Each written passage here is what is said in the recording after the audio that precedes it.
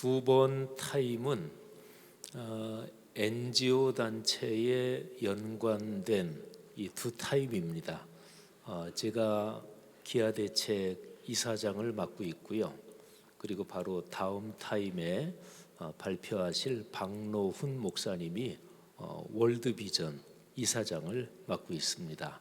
그러니까 NGO 단체 연관된 사람들이 그 시각에서 두 번의 발표를 하는 셈이죠.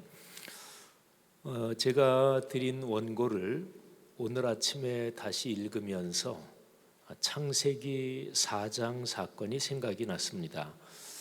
제 원고에는 성경적인 근거로 마태복음 오병이어의 사건, 그리고 뒤에 또 이어지는 이방인들에게 먹이신 사건, 그건 저는 저 나름대로 칠병삼어의 사건이다, 그냥 그렇게 이름을 붙여봤는데, 그 마태복음에 거기가 오늘 제 발표의 성경적 근거고요. 14장 14절, 15장 32절. 그런데 오늘 아침에 원고를 다시 읽으면서 구약에서 한 구절, 근거 구절이 이거로 하면 되겠다 하는 생각이 들었습니다. 창세기 4장 9절입니다. 이 구절에 보면 하나님께서 가인에게 질문하시죠. 내 아우 아벨이 어디 있느냐? 가인이 이렇게 대답합니다. 내가 알지 못하나이다. 내가 내 아우를 지키는 자니까.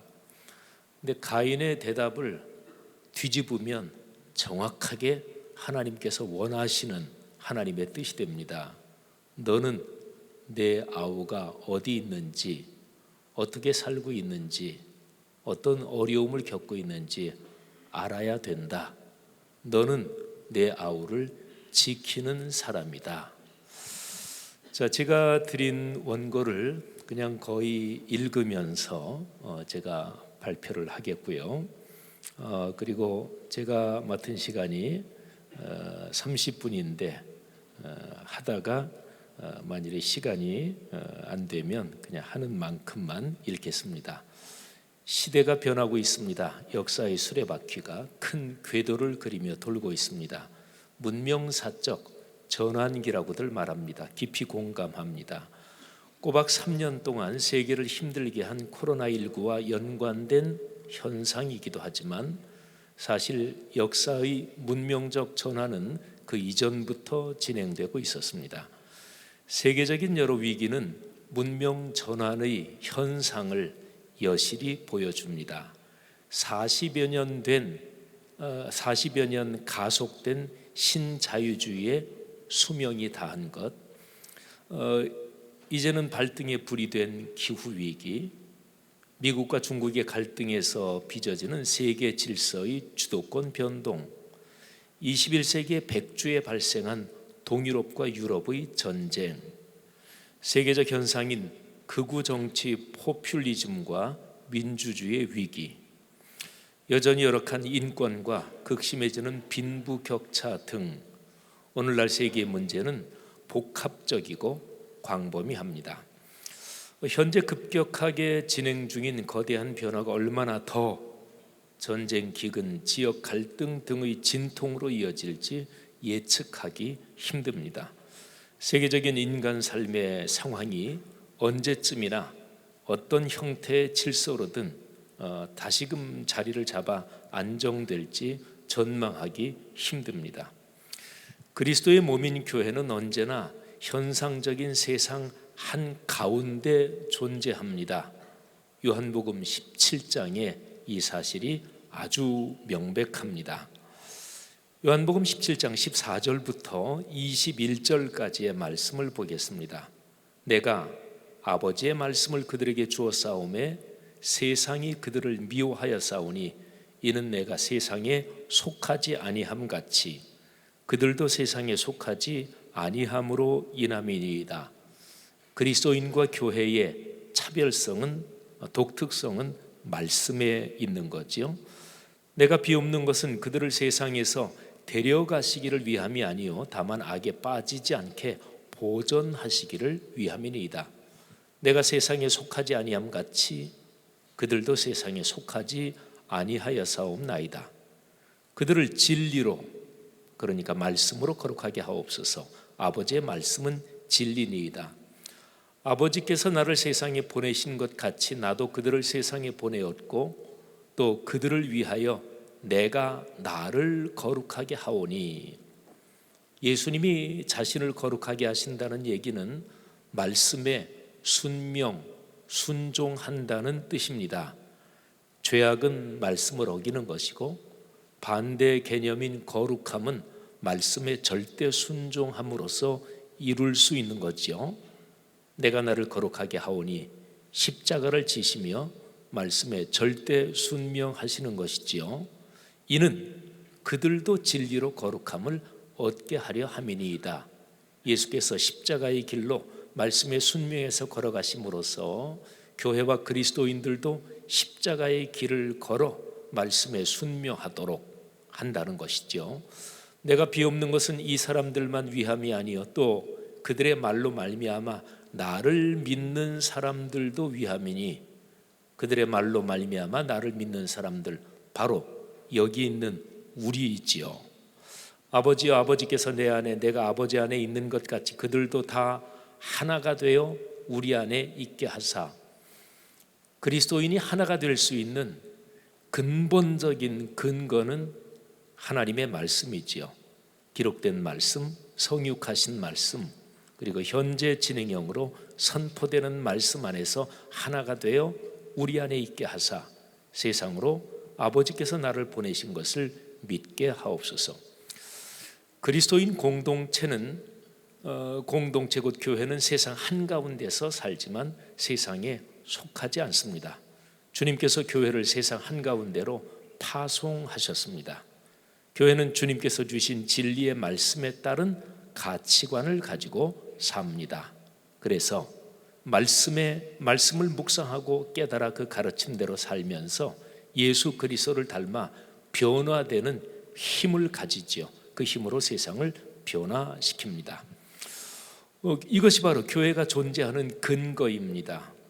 이 지점에서 우리는 교회와 연관하여, 그러니까 자신에게 근본적인 질문을 던져야 합니다.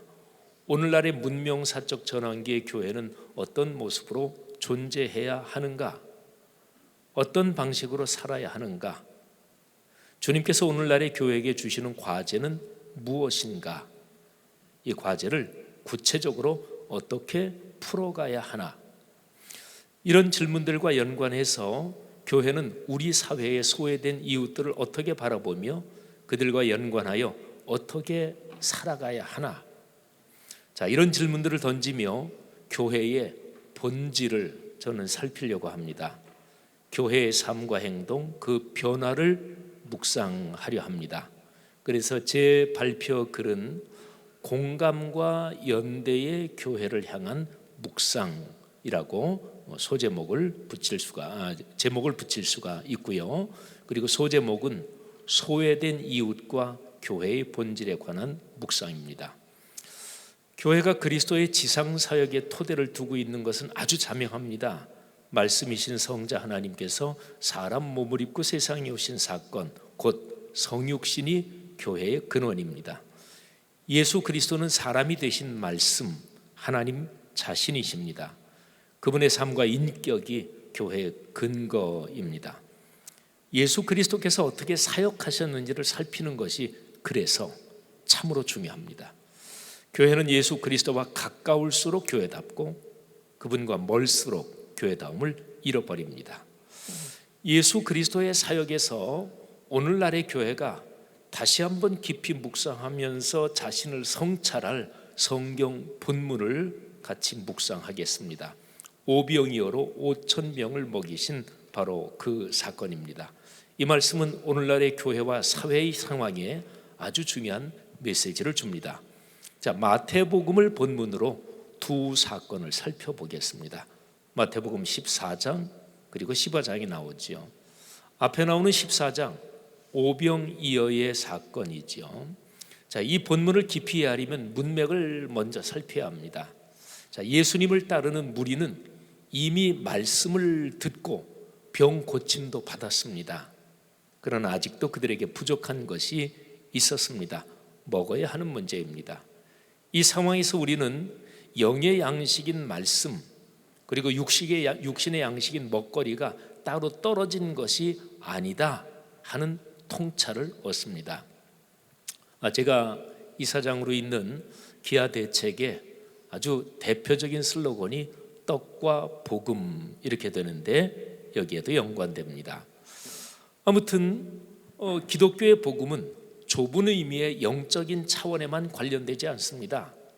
육신이 연관된 현상적이고 사회적인 모든 것을 포괄합니다. 물리적인 현상 세계와 사회 역사적인 영역을 무시하고 이른바 따옴표 쳐서 영적인 영역으로 기독교 사역을 좁히면 복음의 본질에서 벗어납니다. 영지주의에 빠지는 거지요. 복음으로 작동하는 하나님의 나라는 전인적이며 존재 전체와 연관됩니다. 근거는 무지무지하게 간단하고 명백합니다. 하나님께서 현상적인 모든 물리적인 세계에 존재하는 모든 것을 삼위일체 하나님께서 만드셨고, 그리고 깊이 사랑하셔서 섭리하고 계시고 그 모든 것을 구원하기 원하시기 때문에 그렇습니다. 오병이어의 사건에서 이 점이 분명합니다. 예수님은 사람들에게 말씀을 주실 뿐 아니라 육신의 양식도 주십니다. 사람들은 영적인 굶주림뿐 아니라 육체적인 굶주림에도 시달리고 있습니다. 자, 제자들 의견은 사람들 각자 가서 사 먹게 하지요. 그런데 예수님은 명백하게 반대하십니다. 갈 것 없다. 너희가 먹을 것을 주라. 이 너희는 오늘날의 교회와 그리스도인을 가리키는 말이죠. 교회 공동체는 복음의 말씀을 전하는 일뿐 아니라 육신이 연관된 사회적인 여러 문제에 관해서도 책임, 사명이 있습니다. 교회 사역의 최우선 순위는 말씀 아닌가요? 맞습니다. 교회는 마태복음 28장 18절부터 20절의 명령에 따라 예수 그리스도께서 주신 말씀을 세상 모든 사람에게 가르쳐 지키게 해야 합니다. 말씀이 사람들의 인격과 일상을 변화시키도록 해야 합니다. 말씀이 삶이 되는 것, 성육신의 원리죠. 이것이 교회 사역의 심장입니다. 그런데 말씀이 삶으로 이어지는 과정에서 교회는 사회와 역사 현장에서 발생하는 온갖 문제와 연관됩니다. 코로나19, 기후위기, 신자유주의 경제의 문제, 전쟁과 빈곤과 인권 등 말입니다. 예수님께서 제자들에게 하시는 말씀, 너희가 먹을 것을 주라 하는 것은 교회에게 하시는 말씀이기도 하죠. 교회가 세상에 나누어질 먹거리를 갖고 있습니까? 말씀이 삶의 현장에서 작동하는 과정에서 교회는 이 문제와 뗄 수 없이 연관됩니다. 교회가 경제 활동의 주체로서 먹고 사는 문제를 주도해야 된다는 말일까요?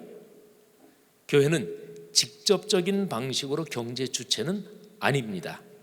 그러나 경제 문제와 연관된 가치관을 선포하고 방향을 제시한다는 점에서 교회는 간접적인 방식으로 경제 주체가 됩니다. 아니, 경제 주체들의 모든 경제 행위가 그들의 가치관에서 나온다는 것을 생각하면 교회는 근원적인 방식으로, 그러니까 직접적인 방식의 주체가 아니다, 간접적인 방식의 주체다. 근데 좀 더 살피면 아니다, 교회는 근원적인 방식으로 경제의 주체다. 정치, 법조, 교육, 문화 등 인간 역사와 사회의 모든 문제도 그런 방식으로 교회의 일이 됩니다. 너희가 먹을 것을 주라는 주님의 명령을 듣고 제자들이 마련한 것은 고작 떡 5개와 물고기 2마리, 오병이어였습니다. 오늘날의 교회가 가진 게 이렇게 오병이어처럼 초라할 수 있습니다. 그러나 주님의 손에 들어가면 위대한 역사가 일어나고, 그리고 사회의 모든 문제, 또 존재하는 모든 형태의 여러 유형의 질병을 치유하고 살리는 힘이 됩니다. 자, 이제 15장에 이방인들 사는 그 지역에서 일으키신 또 한 번의 많은 사람을 먹이신 사건입니다. 말씀드린 대로 오병이어. 근데 이것도 그렇게 붙이는 이름이 있으면 좋겠다. 근데 여기에는 떡은 7개라는 게 명확하게 나오지만 물고기는 그냥 2마리 이렇게 나옵니다. 그래서 오병이어 거기에다가 붙여서 7병3호 그렇게 제 나름대로 붙여봤습니다. 그런데 두 사건에서 공통점이 여러 가지인데요, 14장 20절 15장 37절에 보면 아주 똑같은 표현이 나와요. 다 배불리 먹고 남은 조각을 12바구니에 차게 거두었으며, 12, 7 이거는 유대인의 숫자 개념에서 완전수죠. 그러니까 다 배불리 먹고 아주 풍요롭게 남았다. 남은 거는 또 다른 사람에게 나누어 줄 수 있죠. 저는 이 본문을 묵상하면서 여기에 경쟁 구도, 독한 경쟁 구도가 없구나 하는 것을 저는 깨달았습니다. 사람의 계산이나 이해관계의 충돌이 전혀 발생하지 못할 정도로 하나님께서 전격적으로 개입하셨습니다. 하여 전혀 경쟁할 필요가 없도록 넉넉했습니다. 사람 사는 세상에서 경쟁이 없을 수 없지만 사람다움을 억압하고 파괴할 정도의 경쟁 구도는 악한 것입니다. 신자유주의 경제 구조의 심각한 문제점이 이것입니다. 지구 전체를 하나의 시장으로 만들어 놓고 무한 경쟁을 했죠. 빈부의 격차가 천문학적인 수치로 벌어졌습니다. 빈부 격차가 어느 정도 이상으로 극심해지면 그 사회나 문화권이 견디어내지 못합니다. 인류 역사의 공통 반복적인 경험입니다. 신자유주의 경제 구조를 가속화하고 주도한 대표적인 집단 중 하나가 다보스 포럼이지요. 신자유주의 경제 구조로는 인류가 더는 지속적으로 먹고 살 수 없다, 이 사실을 다보스 포럼이 인식하고 인정하고 대안을 찾고 있습니다. 그 이전부터 신자유주의 경제 구조의 문제점이 많이 지적되어 왔지만 눈앞의 경제 이익과 집단 이기주의에 매몰된 세계가 그것을 들을 귀가 없었는데 오늘날은 이제 더 이상 지속하지 못한다. 그래서 경제 등등 모든 면에서 지속 가능한 이 표현이 공통적으로 붙는 이유가 그거지요. 오병이어 그리고 7병3호의 사건에서 이제 제 글의 주제인 공감과 연대의 교회, 여기하고 직접 연결되는 점을 묵상하려고 합니다.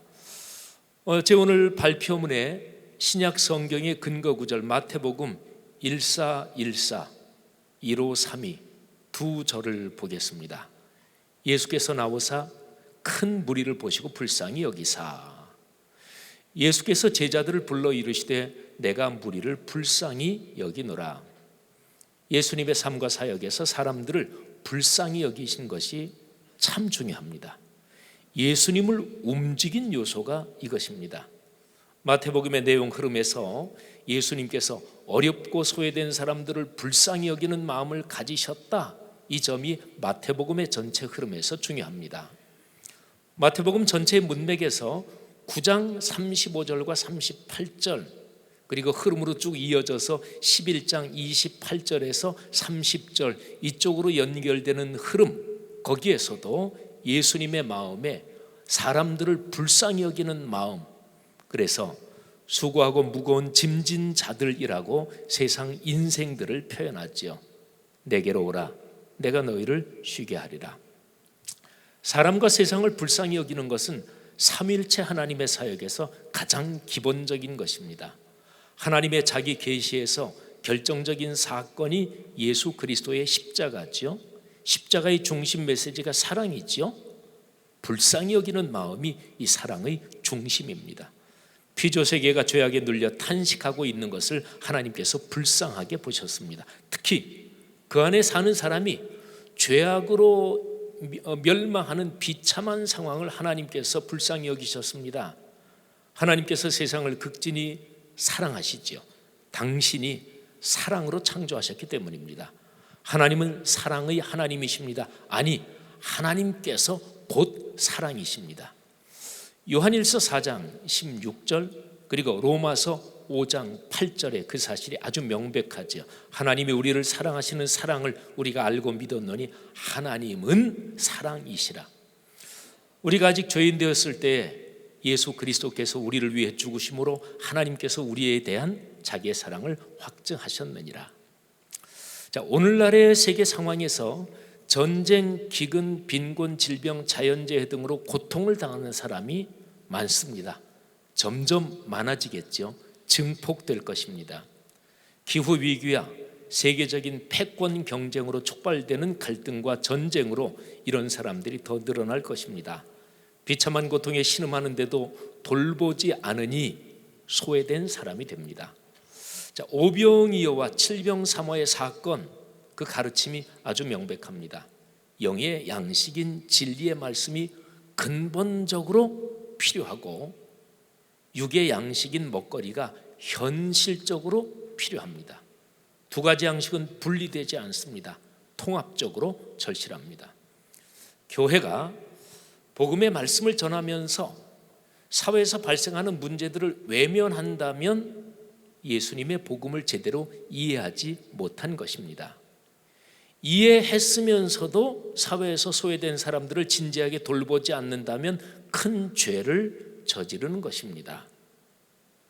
사회적 약자와 소외계층을 적극적으로 돌보지 않고 도리어 사회의 기득권 계층의 편에만 선다면 주님께 교회가 무서운 심판을 받을 일입니다. 자, 그러면서 이른바 영적인 책임을 다했다고 한다면 그건 둘 중 하나입니다. 예수 그리스도의 가르침을 전혀 이해하지 못하는 것이든지 대놓고 무시하며 짓밟는 것입니다. 교회는 어떤 이유에서든지 빈곤과 질병에 시달리는 사람들에게 직접적으로 먹을 것과 입을 것을 나눠주고 위로와 희망을 주어야 합니다. 최대한으로 이 일에 힘써야 합니다. 소외된 이웃을 돕는 사랑의 실천은 복음 전도와 함께 성경 전체의 양대 명령입니다. 소외된 이들을 돕는 일을 근원적인 방식으로 강력하게 추진해야 합니다.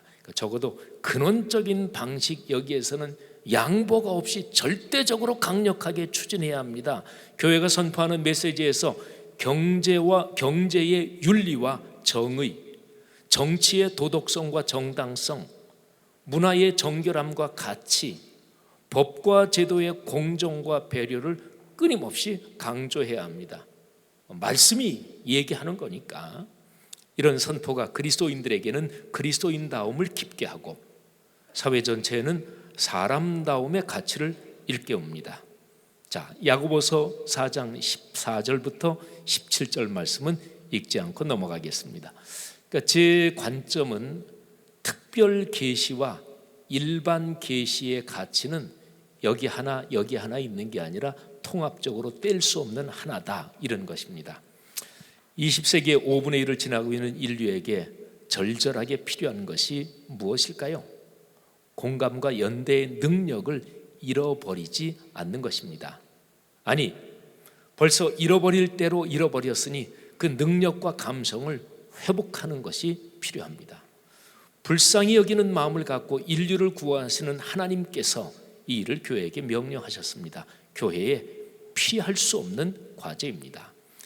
이성적이고 도덕적인 판단에 근거한 공감과 연대의 능력은 사람다움의 기본 요소입니다. 사냥을 할 때 사자나 늑대나 하이에나처럼 여러 마리가 서로 협동하는 동물들이 있습니다. 근데 그것은 본능에 따른 행동입니다.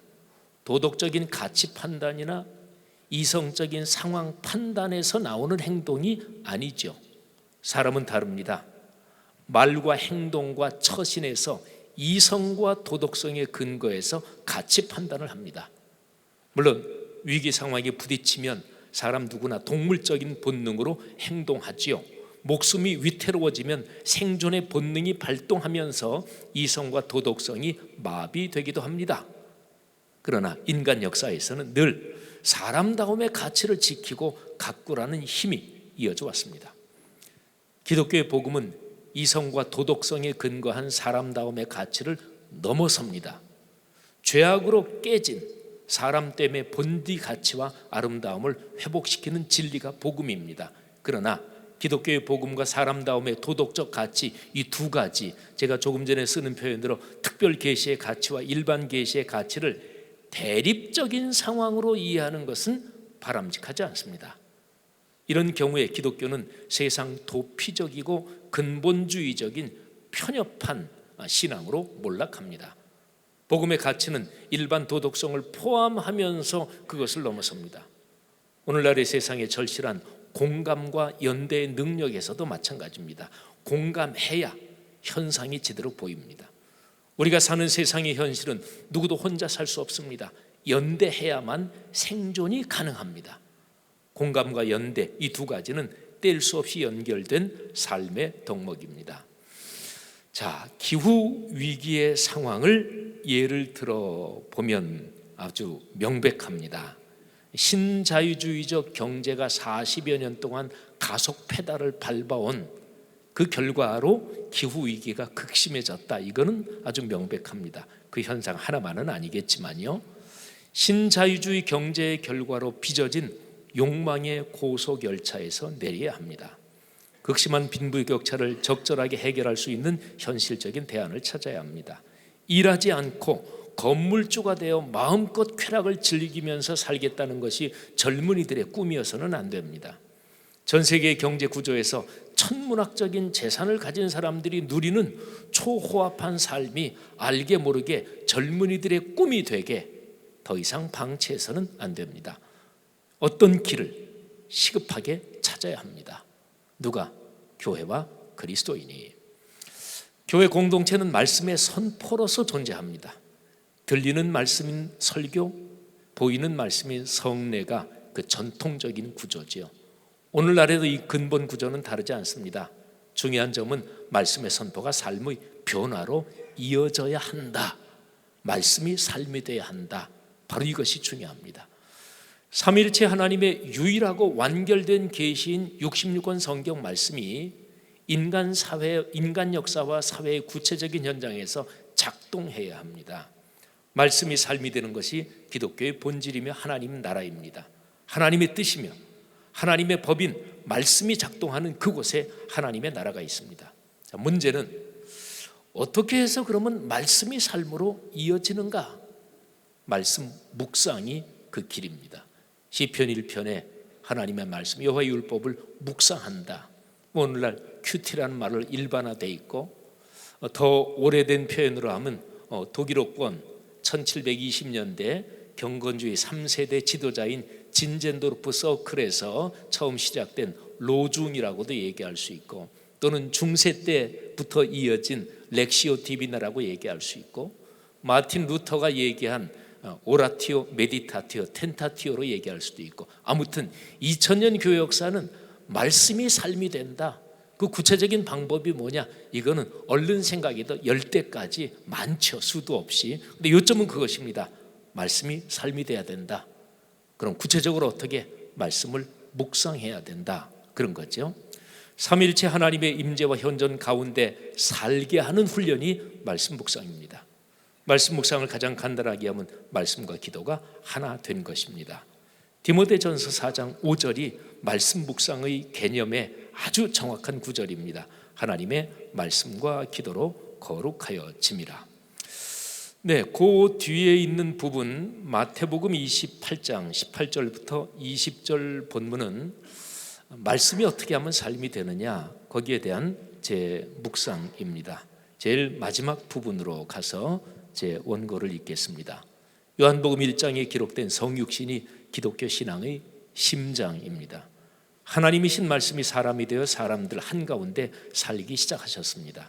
말씀이 삶이 되셨습니다. 성육신의 원형입니다. 교회와 그리스도인의 삶에서 성육신이 지속됩니다. 기록된 말씀이 사람 삶에서 곧 역사와 사회 한가운데서 성령의 역사로 작동하며 성취됩니다. 이로써 주기도문의 문구처럼 하나님의 나라가 사람 사는 세상에서 이루어집니다. 교회와 그리스도인이 받은 사명이 이것입니다. 말씀을 가르쳐 지키게 하는 방법이 말씀 묵상입니다. 말씀 묵상은 기독교 신앙, 또는 교회 사역의 프로그램 중에 하나가 아닙니다. 기독교 신앙의 근본 구조입니다. 말씀을 묵상하며 살게 하는 것이 목회요 기독교입니다. 말씀을 묵상하며 사는 사람은 삼위일체 하나님을 점점 더 깊이 알아가며 그분의 성품을 담습니다. 그래서 어려운 이웃을 섬기며 사랑을 실천하며 삽니다. 그분이 그러라고 말씀하셨으니까. 그런 사람들이 모인 것이 교회인데, 그래서 교회는 공감과 연대의 공동체, 이렇게 말씀할 수가 있습니다. 자, 고맙습니다.